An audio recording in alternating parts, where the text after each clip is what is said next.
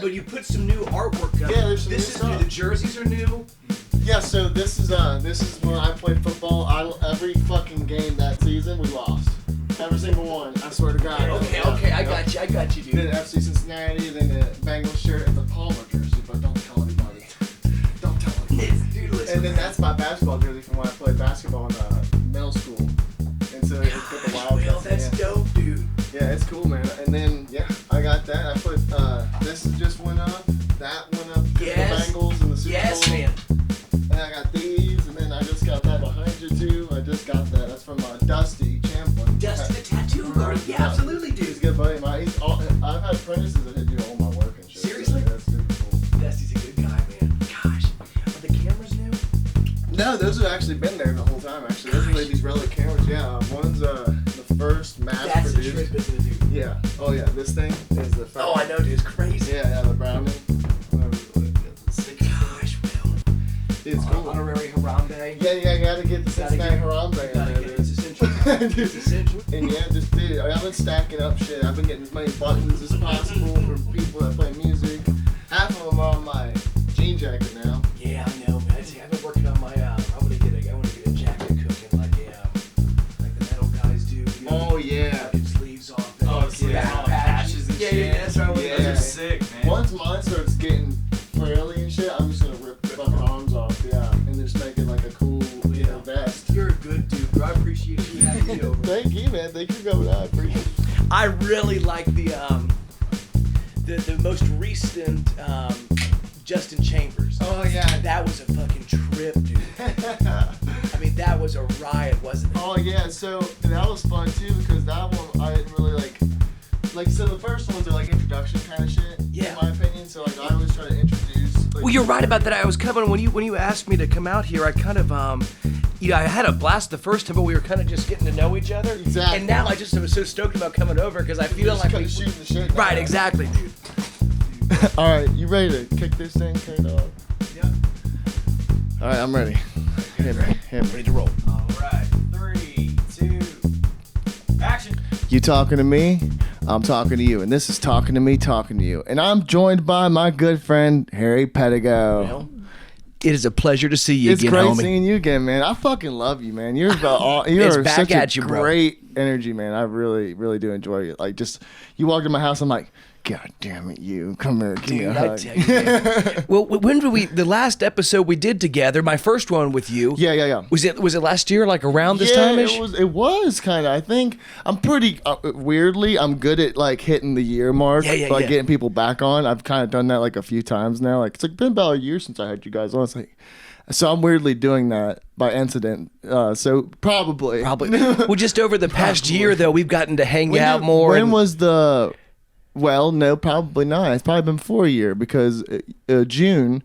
I met you. Yes, that's at true. the Rock the Vineyard. At the Rock with Josh Yes. playing. Yep. Was he doing the Rootbound thing? He was Ghost Mountain. Ghost Mountain that night. He was doing that's Ghost right. Mountain. And that's where we first met. And that's right. We had a little interview at the because you were interviewing all the artists at the tent. Yeah. Yeah. Yep.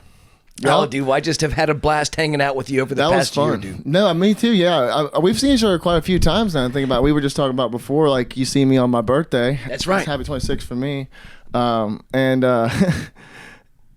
that was a crazy week in general. I was was doing. nutty, I did a dude. bunch of stuff. I actually ended up making like a post. I've never done like a recap post on Facebook, but I did that week. I felt the necessity to, and just to thank people. Almost just for birthdays. yourself too, Yeah, just to kind of remember, like to cherish it, kind of. Really, that was the biggest right. reason why I did it. And but it was cool seeing you because I got to see you play with Matthew Douglas Simpson. That's right. Shout out to him and Noah Smith, a good buddy of mine. The good Power buddy. Trio. Yeah, you guys never played before together, right? Well, I never played with Matthew, but I had done one show before, With Noah? same venue with Okay. Noah playing fiddle. Yeah, Okay, yeah, because he does every Tuesday up there, right? That's right, dude. First Tuesday or every Tuesday. I think it's first Tuesday of the month. Okay, yeah. He's a good dude, isn't It he? was fun, man. It was a good night. It was random too, cause like I did some stuff earlier in the day, and then like I just seen on Facebook that, booyah, you guys were playing down there. I'm like, might as well pop in. It's my a reunion. birthday, so Well, happy belated to you, homie. yeah. Just, Oh, you told me the night of it. I know, We had a but good you know, at conversation. 26, it's a crucial birthday. It is. It's the one right before 27, which as a musician, we know how scary that 27 number is. Club was I don't know. There's something in the back of your head where you think Yeah. Well, and there's a lot of unknown 27 clubbers. That's you know true. what I mean? That's true. A lot of people that almost got to that felt like there was greatness brewing kind of shit. Right. You know, and there's a lot of that people don't know. true. Everyone knows Kurt Cobain and Jimi Hendrix and Janice 27? Yeah, She was one. Jimmy? Yep. Who else was, Caden? There's a couple more. There's like one or two more. There's one or two more. Oh, Jim Morrison. Jim Morrison. Yep, he was one. But the weird thing with Jim, did you see, like, do you remember when he went through the beard stage? Yeah, I liked that I liked stage. it too, but he did not look 27, did he? No, he didn't. He looked like 34. As a kid, I thought he was old as hell, man. I was like, what's going on you thought here? he lived longer. Right, for sure. right, exactly. Beard Jim Morrison was, I think that was possibly my favorite phrase of The Doors. I agree. That was great phase. Beard John Lennon. Yeah, I didn't mind it. When was that? What era? That was the very end almost. I don't that was know. him. That was solo him, wasn't it? That was solo him, Yeah. and then you're right. That must have been right 70s. after Let It Be album or something. He's doing his own stuff. Because they all had chops. That's right. At that Let It Be album, that's a great movie. That was a badass documentary. Yeah. Dude. Oh my god. It felt like you were watching a '70s film. Like, it was crazy. It was awesome. Well, it was nutty just seeing that footage, and you get this, as a creative person, as a musician as well. It was such a trip to see, like in live time, them how they came up with riffs, how they put riffs together, put lyrics together, like watching. Like McCarthy. It kind of made you more confident to just sit there and mumble a song together. Exactly, dude. It was cool. That was excellent, dude. Just thinking of melodies and just chucking along at it, like simplifying it to a degree where but just to let yourself be like and think of that thing that's in your brain that just works. Exactly. Right, and not be afraid to say, make up nonsense words and just be singing absolute, just gibberish. Let yourself do that and then make it real words later. What do I want the song to be about? Right. Yeah. Right, What's exactly. it feel like? Kind of shit. That's why the Beatles are the greatest, man. They're the goats, man. It's funny how Paul McCartney, if you ever watched in his interviews, people ask him how he wrote his songs, and he's always like, well, I just got out of bed that morning and just came to me in a dream, and you're just really elusive. But then it was neat to see him in his element. You know what I'm saying? Well, that's what's the coolest thing too, and I feel like that's what is cool about you, and is a genuine thing is the music you're singing. I mean, we talked about living in a cabin last time. That's true. And that was in river towns and shit like that. Yeah. You know all about that. And you kind of put that into your music. Is that I mean, you're from around these parts, of course. Is it mostly just like the historian in you that kind of gets you interested in that kind of stuff? Good question. Or is it the music itself? Because your folk style is more I like to call it anti-folk. I can see that. Like somebody that listens to so you have the album Dylan is Dead. That's true. So if you listen to Bob Dylan, a lot of people give him shit because of his vocals. Yeah. The way he sung. And on your album, you're kind of doing a more metal style. Yes. Yep. Screaming and terror kind of vocals. So that's that's kind of a cool contradiction. I appreciate that. Listening to it. That's I'm glad you picked up on that, because I think if you listen to that album in I don't know, if you're not kind of tuned into what's going on, it could just sound like somebody doing a very poor job playing metal licks on an acoustic guitar. But you're right, that was the idea. Is I could see that though. Right. You got to understand the art to a degree. Yes, I think you're right. Where it's the idea is that the acoustic musician, the singer-songwriter, since Bob Dylan has kind of been put in this box where it's and think about even country music, where it kind of becomes not a cliche, maybe that's too strong a word, but it's fun to fuck around with that. You know what I mean? Well, I mean, so today when you mention the word country, we're about to talk about country music, so you automatically think Garth Brooks.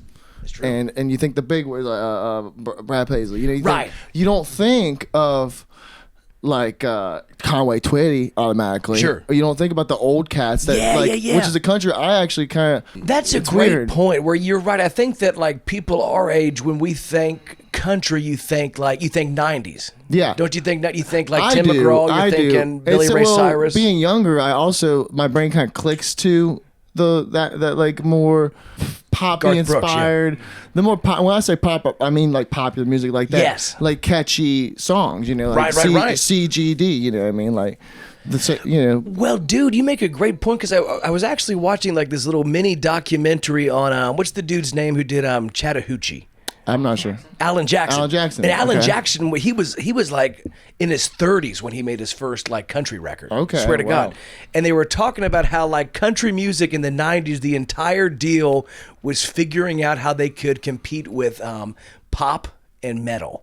And that's when they figured out, oh, we got to make this shit so it's like, you know, beer drinking, you know, hell raising is kind of like this, you know, like this poppy kind of. They caught the pop culture. They did 100%. Yeah. Okay. Wow. Which is kind of a trip because you know that's what we kind of grew up on, like that. Like mom was playing that in our car. Yeah. You know what I mean? Like when we were driving around. That's so strange. Well, and a lot of people like compare like in that and in the same sense, like some Motley Crue's, like what they're dressed up all like almost flamboyant and like really like bright colors and dazzle. Right.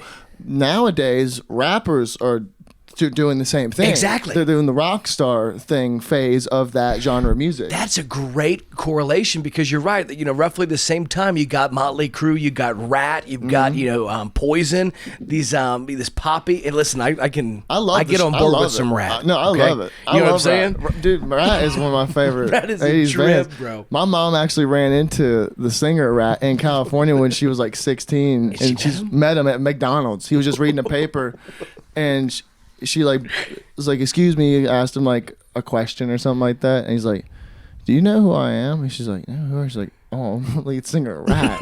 And she's like, "Are you serious?" And she loved Rat, and she just didn't like put it together like the person was right in front of her, and so it was it's a funny trip. story. Well, you're right. It's interesting that with like pop music, if you're looking at like even like pop metal or pop country, there seems to be always a response in some way. So when I think of like, you know, hair bands, I think of like, okay, well that's, you know, that kind of motivated the grunge scene, or that maybe motivated like the black metal scene in Norway, you know, stuff like that, where they're like, okay, this poppy shit, you know, not for me. Let's do this, you know, in a different way. Yeah, no, I mean, for sure. I mean, it's weird because like I look at bands like Nirvana who were obviously inspired by metal music in the beginning, like especially like Bleach. Like that album is fucking grungy, and that was the original. My understanding of what grunge was like. I look at Pearl Jam and Alice in Chains, and those bands like it's grunge music, but I look at it more like a hard rock sense. Like there's good harmonies. That's a great distinction, actually. You know, and they don't like they're not screaming and they're not blowing their voice out. Right. They're singing like really good vocals. Yes, you're right, dude. Because you know, Kurt was a mastermind, but you're different. You're 100% right. Like you think about the difference between like "Alive" by Pearl Jam versus like you know, I don't know, like yeah, it's up and down. It's melodic. It's like hard rock. Yeah, but you know, Nirvana had that thing where Kurt Cobain was you know like cracking his vocals and just making it messy and aggressive for the sake of it. You know what I'm saying? Yeah, for sure. Oh yeah. Well, and it's like it's so weird, man. Like making those comparisons too, because like that's what it is. Like when I said pop music, it's popular culture music. Like it's what is popular at the time. What is what is the thing? Like and it changes so fast, but it replicates each other. It does, always. You're right. Like, and if you didn't do that, then I mean, I feel like you're kind of missing the point of music, because music's kind of about like what people enjoy listening to, and artists will make what people might want to listen to, but they're gonna make what they want to listen to from themselves. I think that's the core of it. Like, I think you're right. Like, okay, so you're right. Like, you know, popular music is determined by what the culture, generally speaking, is wanting to hear. Yeah. And so you as an artist, and you get this as a filmmaker and as a musician, where the artist is in this unique position where they have to do sort of a tightrope walk between, okay, how do I get people to enjoy this or, you know, market to them while also staying true to myself and doing what I want. It's a hard line sometimes, because like but the best outcome, in my opinion, is like you do what you want, you don't give a fuck, and then people love you for it. Yes, that's the best outcome. That's the best outcome. I 100% agree. I mean, I could see, you know, why people look at it like that, because it is like, you know, you're breaking it down to a degree of how is this like Yeah. how do you survive off of this kind of thing? Almost. Can I ask you a question? Sure. Kind of to your point on that, Will, this is one that my buddies and I were talking about the other day, and it was about like aspirations as a musician. I'm not trying to be a nihilist here. No, okay? no, I'm listening. But it's weird to me. So let's take Tyler Childers for an example. Yes. Now, I love Tyler Childers, dude. The guy Me is too, an yeah, he's good. authentic songwriter. He's one of the country styles I love. Exactly. He gets it, and he does it right, and people love him too. Now, what's weird to me, I wonder sometimes how much. I'm getting like all financial on us here. I'm sorry, but like, how much do you think Tyler Childers like makes? Oh, that's a good question. Because like the first thing I would think to do would be like Google his net worth, Right. But that's not really Right, what's not necessarily going a on. reflection. Yeah, it's not a reflection because he could be a all in and then all out guy, Right. So like his network could just be a bloated up bubble. Exactly. Of what it could be. Well, I know people that say that like on Forbes it says they're worth $1 million and they got $50 in their pocket. Exactly, Probably a dude. couple $100,000 though. I'd say when he plays, he probably gets paid around probably $3,000 to $5,000. That's what I would think too. I was going something to around place there. it about 5. I was Yeah. going to say I bet Five's- Tyler's yeah. band gets played. The band. Okay, I was thinking just Tyler. That's a great So question. that's, I don't know. Will, I wonder. A band, I would say, would be like 7.5 almost. Well, but that's just my guess. That's a good. I don't see. That's the thing. I don't know the inside because I saw him. because it could be $10,000 for him alone. It could be he could do Theoretically, that. it could. Because the show that he brings could be extensive per se. So check this out. So I went to go see him. I forget. It was like a theater in Covington, and it was sold out.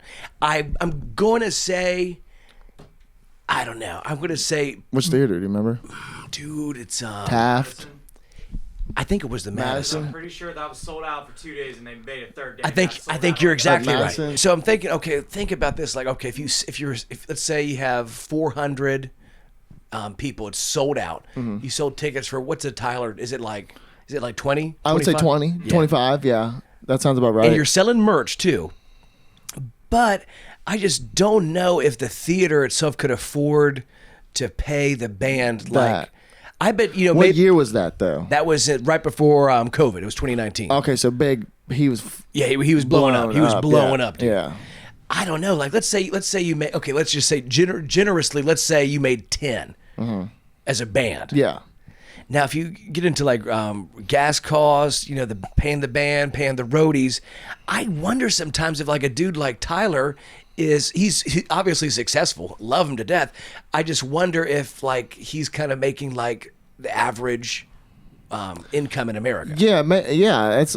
I mean, probably like above average. Most likely. Sure. Most likely, he's probably living Right. above average. He has his like shit together per se. Yes, a he house, does. Right. property, But it's not like car. it's not like Led Zeppelin tour bus. Right, you don't planes. own your own No, plane. Yeah. Exactly. That's I think the misconception that people have a lot of times too with like fame and money. Good point. Yeah, exactly. Because fame is just what people know you for. Right. Which like.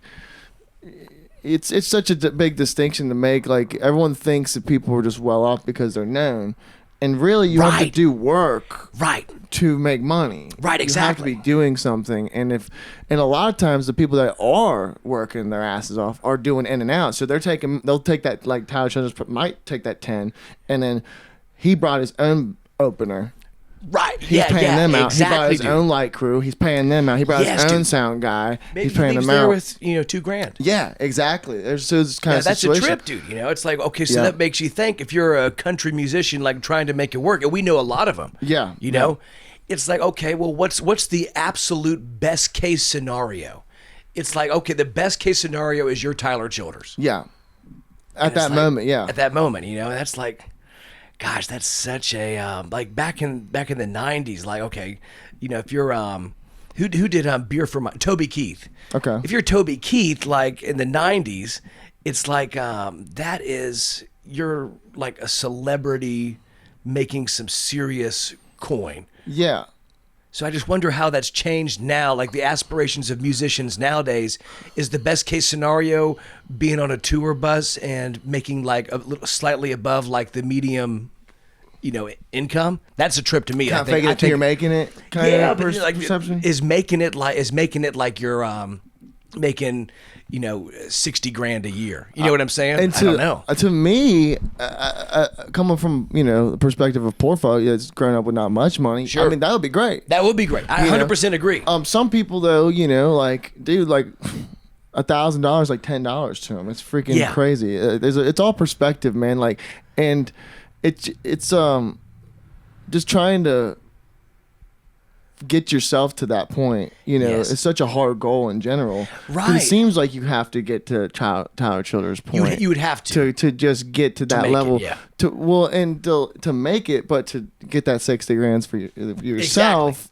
for your stuff, not for the projects itself stuff. Yes. Because as well as I did, all the money that people have to drop right into it just to make it happen. Right. And especially if you want it to happen the way you want it to. Like, there's these different things, and it's finding the place and hoping that you can make it to that degree. That's a good point, man. It just, to your point, Will, is like, it makes me wonder, like, one, you made a great point about people mistaking celebrity or fame for financial success. Yeah. And two, it just kind of makes me wonder, okay, would you want to be on the road, and would you want to be on the road for 6 months, sleeping in a bed bug hotel room, and making median income? It's weird. It makes you reassess. Okay, what are we trying to accomplish? What's our goal? Mm-hmm. Something I think I get.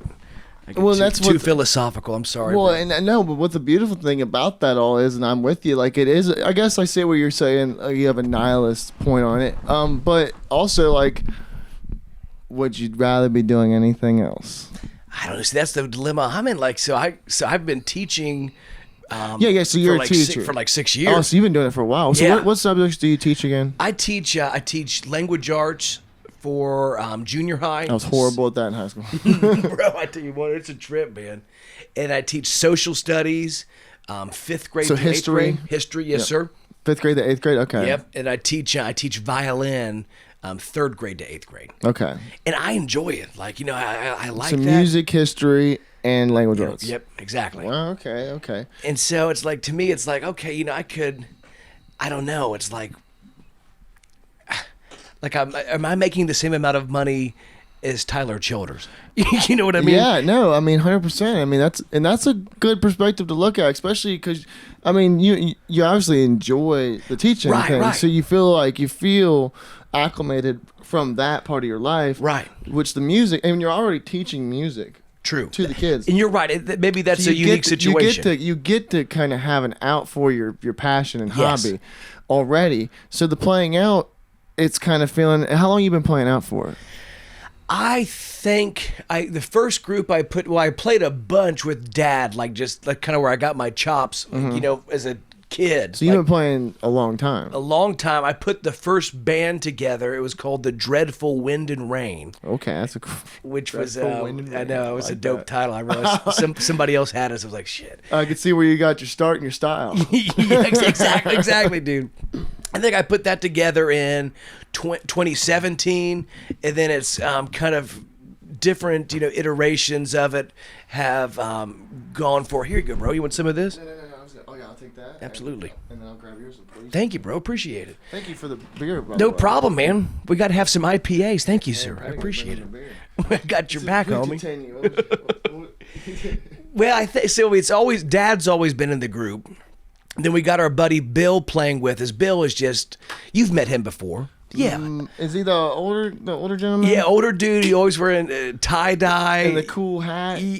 That's probably my dad. The older guy is my dad. Oh, really? Banjo player, yeah. Oh, that's your dad. It's my dad, No dude. way. Yeah, so I've always done it with him. He's a suave-looking motherfucker. He's a suave-looking 69-year-old. He is, bro. And Bill, our bass player, the tie-dye guy, he's been with us. And then we've been playing with Mike Shivner for a number of years. Thank you, Will. I appreciate it. So it's kind of, in the past 2 years, it's become kind of, the drum component has been added. But I would say like playing in a band that I'm booking for since like 2017. Okay, so you've been doing it for about almost 6 years. Yeah. Now. That's a long time. Yeah. Man. Well, so I can see that. That's around the point, man, where a lot of people like, how from where you were, because you said you've been playing, for a long time in general. Do you feel like you've from where you started to where you are now? How do you feel? That's a good question. That's where you need to evaluate that, really, in my opinion, and then if you feel like you've done good and you've made it to the goals that you wanted to make it, keep doing it. Right, exactly. Good point. And if not, then maybe reassess how much you love doing it, kind of thing. Exactly. And that's for anything in life, dude, in general, dude, for real. It's a good point. And to your question, playing with Dad, I think that it's been more of a I don't know, just like a family thing. And even the people who are not family in the band, kind of just it's a hobby that you make some okay money on. You know what I mean? Yeah. And I don't know if Dad were ever to stop playing, I'm not sure if I would be interested in doing it anymore. Okay. But I do like I like recording music and not necessarily with the Dylan is Dead thing. Yeah. That was a lot of fun just to create that. And I don't have any intention of ever booking a show and going, hey, Will, this is a crazy project, man. But I'm going to see if you can pitch that to a local bar or something. That's not going to happen. But I do get a lot of joy from that. Okay, yeah, no. So you would continue doing that kind of stuff, you think? Yeah, I think so. Okay, well that's mostly what I'm curious about. As a fan of you, man. I mean, I've seen you play out a few times, and I mean, dude, you're a great musician, but I mean, doing the artistic stuff that you're doing, I mean, I really feel like that feeds your soul. I appreciate and what that, you're bro. doing. I mean. Because you said you did, was it the Dylan is Dead or the Death Lore, the one in the cabin that you said you did? Dylan is Dead was recorded by, do you know Steven Strunk? No, I do not. You would love him, dude. He's a badass engineer from Ripley. Okay. And he used to be in a band called Riot Head. Okay. Which was like this industrial death metal, like Trent Reznor thing. He is just awesome. So I recorded that with him, and then I did Death Lore in the cabin, which we talked about last time. Yeah, that's the one. And then we did Rivermen at 3rd Street in Hamilton. Okay. Yeah. And that one's more of the the singy style. Yes, that's the kind of stuff we play live. Exactly. Yeah. Which I enjoy. That's the hell out of that stuff. That's some classic sounding music, man. Appreciate that, homie. And that's what's cool about it is you make stuff like that, then you make, like I said, anti-folk. Yeah. So you do the opposite strand. You're not.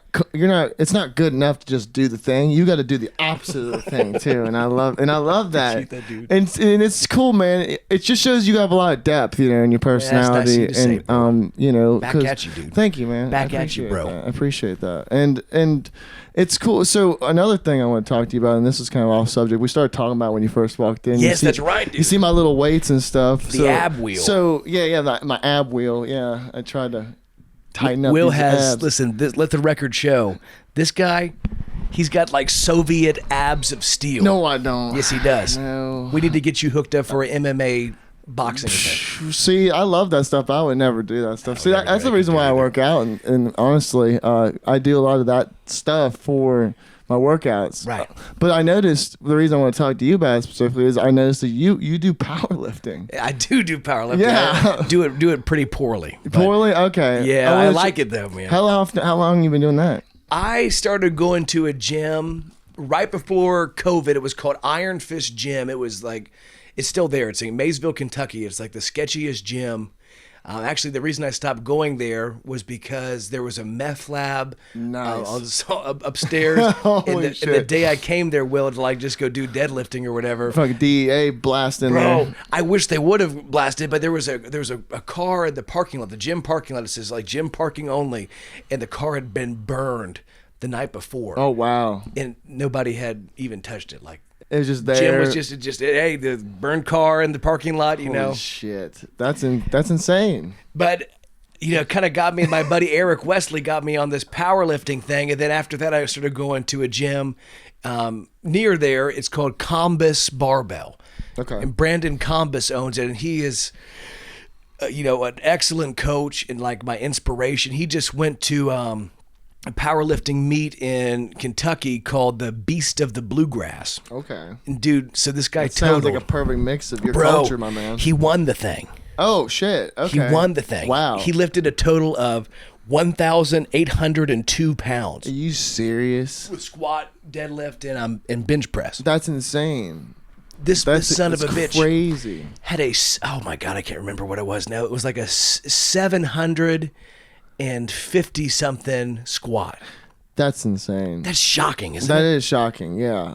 So my relative, so I know just a little bit about that, like, whole culture, like powerlifting, weightlifting, and all that, just because of MMA. Like, so those kind of communities get tied together, in a weird way. It's kind of funny because they're like, there's no relation to them except for being physically fit. There's no other relation, right? And but it's like what was it? The gold dumbbells. You ever seen those? Yeah, dude. The ones. How much do they weigh? 400 pounds. Where like you can't lift them up, and maybe one or two people in the world. They can, but it's just like ridiculous. It's insane, dude. Yeah. But like just seeing people try to attempt to lift that, dude, and like imagining that times 3, which is what that guy was lifting. Exactly. And knowing the like of all like the like muscle man sports of stuff like that, strongman sports. Sure.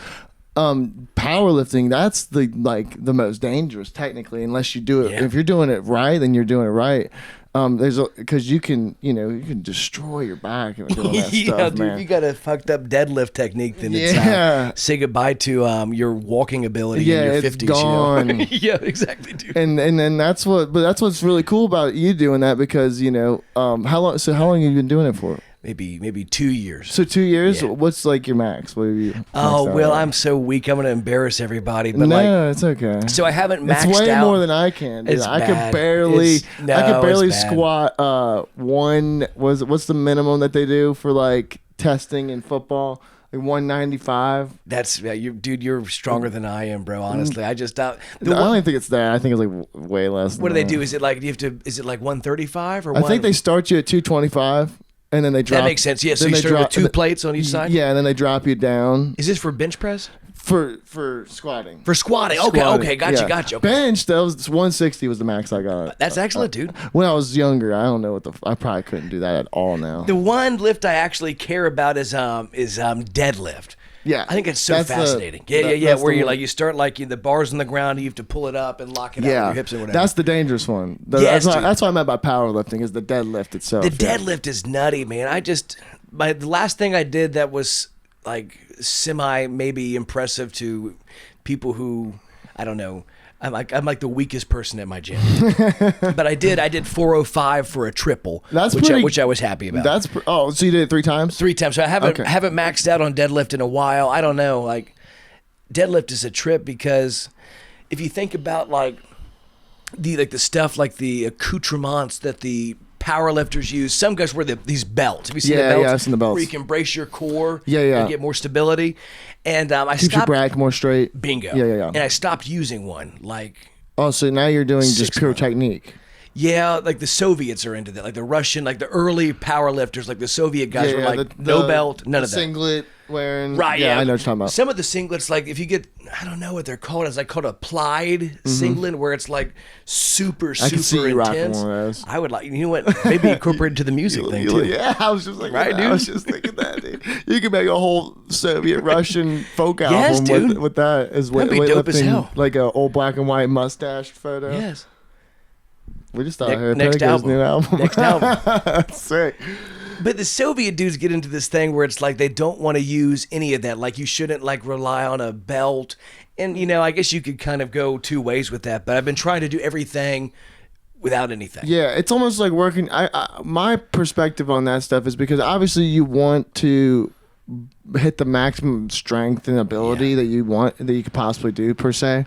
So like starting with guides and braces and things is good, and then if you like keep a repeated regimen up to like work up to where you can do it without. Right. That's the goal. I mean, doing without per se is the goal. Unbelievable, yeah. Because like any like per se safety measure that you take from doing stuff that like is supposed to physically make you better, right, is per se like not helpful to obtain. Your goal of maximum per se, whatever. I think you're on it. Where like it's almost like if you're using things. Started out with it, get rid of it. Yeah. If you continue working on it. I think pretty much the powerlifting guys I work out with would say you should use a belt. And they're probably right because they're lifting more than I am. Yeah. For that stuff specifically. Right. Yeah. Exactly. If you're doing it to work out, that's different. But to max out and do it as a sport. Good point. That's different. Yes, yeah, safety 100%. first. And I'm kind of like, it's interesting to me to think about, okay, so why are you using the belt?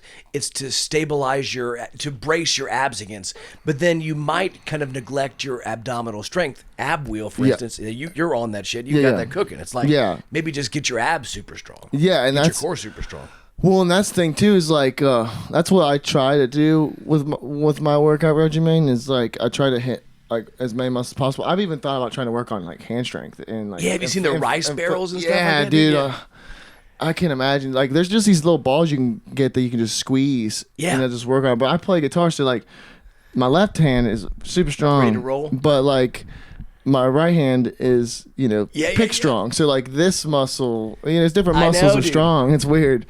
But I try to kind of like do everything like constantly, so I'm not like missing. Like I don't want to be too big somewhere. Yeah, like, and absolutely. I don't ever like that's not my goal per se. Like I work a lot on cardio. It's mostly for like health benefits, just absolutely, to kind dude. of better like lung capacity. I feel just better in general. Like I can do some push-ups. I can pick something up if I need functional to. I can stuff. Be agile. Do stunts for a movie. I can still fall and take a hit. Because I kind of try to keep up a little bit, and I don't do much. I really don't. Like I do like 3 5-minute rounds of like shadow boxing. Yeah, I'll dude. do that. So that's like 15 minutes straight, like 1 minute in between breaks. And excellent cardio stuff. Yeah, that's absolutely. what I'm going for. And then like I do a little bit of strength. I'll work like 10 and 20 pound weights, and then just do like hit different stuff. And like nutty reps on them too, where you're just like not even. crazy. So I've been actually looking into this style of working out and technique of like I do really low amount of workouts, but I do a lot of different ones. Okay. And try not to be sore the next day. Really? Just to be a little bit sore, because in the theory, and you work up as your body gets used to the workout, like progressive overload. Yeah, stuff. so overtraining per se. Like a lot of people don't. Yeah, a lot of people look at overtraining as like you're so sore you can't walk kind of shit. Right. If you wake up sore at all, you're technically overtraining. I know exactly who you're talking. Who's I the don't know pioneer his of that? name. I don't I've remember read his about name, that dude. But You're I've right. seen him on, I think Joe Rogan. He was talking about it, and it's just So like do like say like for somebody that's like. Say out of shape, you know what I mean? Like somebody that could like maybe do 5 push-ups on their knees. Right. Do 5 push-ups every single day. Yeah. Until you can do 6 push-ups every single day without being sore, and What's then do the, 7, then do 8. You just keep going up Exactly. until you can do 30 push-ups without being sore. What's that story then? What's that one Greek legend that the lifters always get into? Milo? I think it's either Milo. It's along with Hercules, right? Yeah. Isn't that the same? The guy who carries the calf, the baby calf up the mountain every day. Yeah. And as the cow gets bigger, he gets stronger. Yeah, he does it every that's day. what's crazy. That's how old that theory is, because that is real. I mean, it makes the most sense. I mean, because repetition is the most important, crucial thing to anything to do with like a human being. Like, if you can like get up, do a workout, eat right, do everything that you need to do every single day, then you could work towards even betterness of that. Yes. But you can't jump straight into some shit. Yes, that's a great point. Like working out, you can't jump straight into lifting 200 pounds. Right. You got to start. It's just start real low and then just work up more and more and more. And it's different style. I mean, like CrossFit compared to powerlifting. Like that's purely to just get shredded. Yeah, absolutely. Not to build muscle. They just want to get shredded. Yeah, they want to be just like cardiovascular, on 110%, and then they're, muscle, those guys are like sculpting their bodies, man. Yeah, for sure. Like it's like math, Yeah. Once you learn the formula of algebra, right, you know how to do it. You just got to figure it out, and that's kind of what that all is like. It's this combination of figuring out what's natural, right? What's natural, but you just don't functional. know what's natural. Like you don't have that knowledge. Yeah, it's like being in the Matrix, but you can't download. That's right. I can't download the arsenal of weapons. Yeah, bro. It's like, come on, man. Did you see the new one, the new Matrix? No, I have not. I haven't seen it either. I've heard some good things about it, but I'm also a critic, kind of. Sure, I know what you mean. My biggest thing is like, and me and Caden were literally fucking discussing this. It was yesterday. Star Wars. Yeah. So, dude, I love Star Wars. Like, not as much as like I'm not a mega fucking Star Wars nerd per se, but I love Star Wars enough to like the first two trilogies were fucking awesome. Oh yeah, I loved them. We grew up on that. I mean, we all remember seeing some of those in theaters, dude. Yeah. A lot of people don't like the prequels for the corniness of the first one, and then the romanticness of the second one. But the third one was like fucking gold. Yeah, like dude, we watched the battle scene with Anakin and Obi-Wan, and I'm like, this was dope as hell, wasn't it? This is. You turned her against me. It's like, dude, that shit's so fucking good. And like I was telling Kate, I'm like, this is how you make a villain's fucking backstory. Right. This is like the creation of a real villain. Like you just see the hate in his eyes for Obi-Wan Kenobi as he catches on fire. Yes, dude. They did not fucking do that at all for the new trilogy. No. Not at all. Kylo Ren has no backstory. Is it too dark? Is it too dark for the modern audience, or are they trying to get kids into theaters, or what are they trying to do? Dude, I don't see how that makes sense. Because I was a kid when I watched those. True. 2005, I was 10 years old almost. I was 9. Right. I loved that. And but I understood it, you know what I mean? Dark side is dark. Right. Make it dark. Yeah, exactly. Yeah. Show, and like he didn't die. Like right. Per se. Like, and it's just the point though, like if you're gonna do it to build a good story, like there was no good like backstories to Kylo Ren's character, which love Adam Driver. Right? Adam Driver's dope, dude. Okay, yeah, he's a great actor, and I think he actually murdered that role. He was just given a bad fucking role. Yes, he was, dude. Like 100%, and that's what I was saying to Kate. I'm like, look at how good, and this is Anakin. This is like Darth Vader was made in the 80s, dude. Right. That character was made in the 80s, and they just put this guy in the seat of Darth Vader as a young version of this boy who's supposed to be the prophet. Kid, right, yeah. And then he feels betrayed by his own profited people. Right, dude. And then betrayed by his master, who he ends up getting the Sith Lords. It's like it's a good turn of events. Yes, exactly. That makes sense for why he's such a villainous person. But yet has an empathy with Luke because that's his son. And from the love of Padme that he had, he has that. Exactly. Still. It's relatable, isn't it? It's relatable. Yeah, exactly. Which is good storytelling. And they just didn't have good storytelling and that for Kylo Ren, because he kills his dad in the first episode. And the scene's like, what, 30 seconds long? 30 seconds. And there's just no, like, why? There's no, like, real reason of why he hates his dad so much. There's a reason why he hates Luke. Exactly. But I feel like you and I, actually, because I have a confession to make. Okay. So, like, at the cabin, we were talking about the cabin thing, right? Mm-hmm. And so I didn't have Wi-Fi. We had a DVD player. Especially human interaction I didn't have. Bingo, exactly. Yeah. And so I got into this, like, YouTube hole with like, Star Wars. And I like Star Wars, but I'm not like a nerd about it. Yeah. But I was watching like these like learning some shit. Yeah, dude. Have you found these channels on there? I've probably seen some shit. It's shocking. Where like they have like a breakdown of like so after that battle scene where Anakin gets wrecked and his legs yeah, and they take him to become Darth Vader. Right, they talk about the suit that he was given. Yeah. Which he was not given the state-of-the-art suit. He was purposely given a faulty suit, right? Okay, I didn't know that. See, you get it, bro. Oh, yeah, I know exactly what you're talking about. Oh, okay. Yeah. Down that same hole. Oh, it's a great hole to go down. I love it. I hadn't heard about this. Oh, it's just trip because you could get these videos where they'll just break down all this stuff. Like, I don't know if it's based on maybe some of the novel series surrounding it. But at the same time, it makes the movies better. Yes, now you get it. But hold on, exactly, did dude. Understand that mindset. Exactly, but dude. Did George Lucas write those novel series? He did not. He collabed on a lot of them. Like the lore itself is most. So that's what's that called? Canon. Yeah. So that's canon. Yes. Well, legend. The stuff before Disney bought it isn't canon anymore. Everything after Disney bought it, but they took a lot of stuff.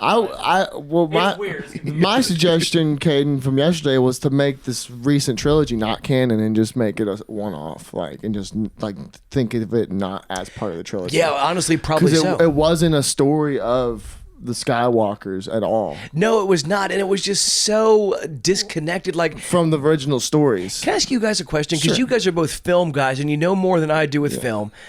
So think about this. One of the faults of the I forget what even the first installment of the new series was. Force Awakens. Force Awakens. It felt like a great deal of that was just trying to tie up loose ends or like kill off, because Leia gets killed, Han gets killed. It's all this stuff. Then Luke makes an appearance at the very last part. It's the original series. It's the first and second movie in one movie. That's what they did. Bingo. Yeah. Yes, except Rey doesn't really get an arc. Yeah. There's just no arc. It's more. It sets up stuff and then it doesn't pay it off. Yeah. And I think that's due to switching directors 3 times. Is that what they did? They went J.J. Abrams, and then they went another guy. Ryan something. He did Snatch. Oh yeah, and then they did a third director. I have no idea who the third director is. No, that's Guy Ritchie did Snatch. Ryan Johnson. Ryan Johnson. I can't remember the fuck. Okay. So the third one is like the most Star Wars per se. Yes, like I would agree. Yeah, it feels like the most Star Wars, but at that point, dude, there's just no. You don't know. You just get the nostalgia of it's like holy shit, this is Star Wars. Yeah, we saw Millennium Falcon. That was cool. Yeah, and then you're like, it's just Star Wars at that point. There's no like, and I get it. Like that series of movies per se itself isn't like the greatest like impactful like dramatic cinema like acting and. But it's a cool story. It's the story. It's the classic prophet story, like that you normally, if you're gonna do, you kind of keep it lineage. We made such a great point that the weird thing about this the most recent trilogy, was it a trilogy? Yeah. Yes. Was that I can't find, as far as relating to characters, because can't you think about the original, the first trilogy? It's like you get Luke. It's like, yeah, man, I feel like that. He's stuck at home with his aunt and uncle. He wants to do other things, blah, blah, blah. You get Han. You get, you can relate in some way. There's a human element where you're like, okay, that makes sense. Well, even Anakin's child part of the story, where him being like a child slave, like 100%. I mean, it wasn't necessarily the best story lineage, but then you watched him grow up. Though you got to see him create his story lineage at the end of the trilogy. I don't feel like Rey's is just basically like, hey, every other Jedi is you. Like, you are the spawn of a Jedi, per se. Like, you are a Jedi. But, like, no real, like, becoming of a Jedi. Like, that's where, like, you see Anakin become a Sith Lord. You watch him become a Sith. Right. You watch Luke become a Jedi. Right, You don't watch Rey become a Jedi, because the Jedi doesn't exist anymore. Right. In technicality. There's no hero's journey. There's no, Leia exists. Yeah, there's no struggle to it. There's no struggle. There's just the rebellion. There's just the rebellion. Things just kind of happen. Yeah. For no real reason. Like, there's nobody like playing the cards. It's just like as if Leia kind of is like, I'm the mastermind, but didn't really set anything up. You know what I mean? Like, she didn't do, like, Yoda set up half of what happened. Yes, in dude. The original shit. Right, dude. Like, I mean, the prequels. Well, to both of your guys' points, like the prequel trilogy, first of all, after real having martial artist in the movie. Bingo, yes, exactly. Real martial artist. You get artist. that. But as far as like coming off of the original trilogy, already that is going to be very difficult to do. And I think that the prequel trilogy succeeded. It did. And I think that the any criticisms are rooted in the fact that the original trilogy was just there's some goofiness, but that's inevitable. That's what Star Wars kind of is. Exactly. So with this reboot, that first one is the best one, man. 100%. Very first Star Wars movie. I know. New Hope is so. Oh my goodness. But like with the reboot of this, it's like it's been proven that you can do a trilogy after the original. Yes. AKA the prequel, which that succeeded. It's been proven you could do a successful reboot of it. And for some reason, they still fail with all these things at their disposal. They just didn't continue the story, man. And because how do you have two trilogies that are around the story of this lineage? Right. A family, per se. I wouldn't even say the family. Right. But just like the Skywalker lineage. Yes. Like you have Anakin, then you have Luke. Who's Rey, per se. Right. In the lineage. And that's... These actors are great. This is top notch, like Disney production. Like the shit's great. Dude. Like the fucking space fights are awesome. Like everything is fucking spectacular. It just didn't hit the core thing of what, to me, filmmaking is about and movie making is about, which is a story being encapsulated into what is a moment that you feel. Exactly. There was no emotional like, oh man, that just, you remember watching like Indiana Jones for the first time. Yeah, you're like, oh shit, that's fucking dope as hell. I get it. There's heart in it. The first one I watched was the third one. Exactly. Let me ask you guys a question, okay? And I think you're gonna get this because we've been down the same YouTube hole. Oh, yeah. So based on the prequels, what would, if you were charged with doing pretend like the most recent trilogy never happened? Okay. You're in charge. Where would you pick up to Ben Skywalker as a child? Ben Skywalker as a child. Okay. That's what I would start with. That's where I would start. Ben Skywalker as a child. It starts with him. He's the main character. Ben Skywalker. That'd be dope as hell, dude. He's the main character. I got it. Going off of that, we start with young Ben. Adam Driver can be the older version of him. That could totally do that. That'd be dope as hell. Okay, but we bring Rey in. Yeah. And Ben's shitty with the Force, even though he's a Skywalker, and Rey is like a badass with the Force, even though she's like nobody. But yeah, so that would be cool. That's some cool dynamics. But what you would have to do with that is Rey, it didn't just get found and then become a Jedi. She has to already be like a. No, that's like training years. Like they've been training. Yeah. Like Rey's like the rival. Okay, well. Yeah. That'd be cool. A rivalry within the Jedi. Yeah. Oh, that would be interesting. Because at the end of it's the end of the Empire. Yeah. At the end of the first trilogy, which is episode 4 through 6. Yeah. Right. So that's where that would happen, and it would be kind of like there is a couple Jedi. They're trying to reboot it. Right. But there obviously something happens because they have the Empire has to strike back. That's right. Hello. I'm writing it for you. Like, just fucking do it. It's really simple. Like, just do 1, 2, 3 again, but with a new face and a new thing in different circumstances. Right. I mean, really, that's it. Just trying to create a completely new thing when it's already set in stone how it was being done. Yeah.